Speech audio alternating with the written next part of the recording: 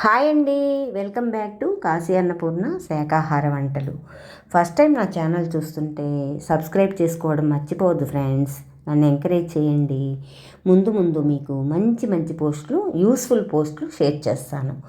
ఇవాళ మీకు నేను హెల్త్కి ఎన్నో బెనిఫిట్స్ ఇచ్చేటువంటి మునగాకు పౌడరు టేస్టీగా, ఫాస్ట్గా, ఈజీగా ఎలా చేయాలో చూపించబోతున్నాను ఫ్రెండ్స్. రెడీనా? దీనికి ఏం చేస్తారంటే మునగాకుని లేతగా ఉన్నది తీసుకోండి. ముదురాకు అంత రుచి రాదు.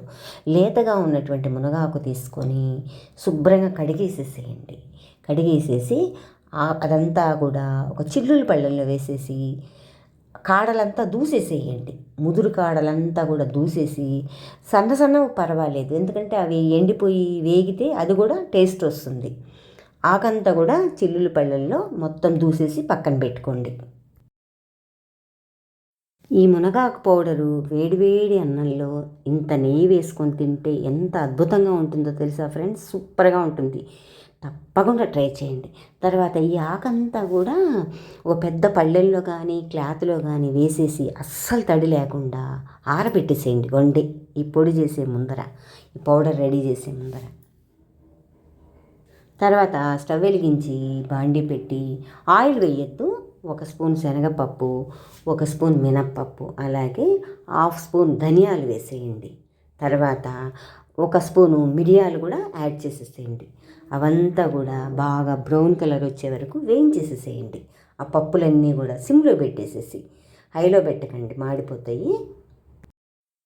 తర్వాత 1 స్పూన్ జీలకర్ర యాడ్ చేసేసి 4-5 ఎండుమిరపకాయలు, ఒక పెద్ద స్పూన్ తెల్ల నువ్వు పప్పు వేయండి. ఈ నువ్వు పప్పు వేయడం వల్లే ఈ పొడికి కమ్మదనం వస్తుంది. చాలా చాలా రుచిగా ఉంటుంది. అదంతా కూడా మాడిపోకుండా బ్రౌన్ కలర్లో వచ్చే వరకు వేయించేసేసి చల్లార్చి పక్కన పెట్టుకోండి. మునగాకు పౌడర్ని రోజు తీసుకోవడం వల్ల బీపీ, షుగర్లు కంట్రోల్లోకి వస్తాయి. ఇందులో ఉండేటువంటి ఏ విటమిన్, సి విటమిన్ వల్ల పోషకాలు బాడీకి బాగా అందుతాయి. చాలా చాలా మంచిది బాడీకి.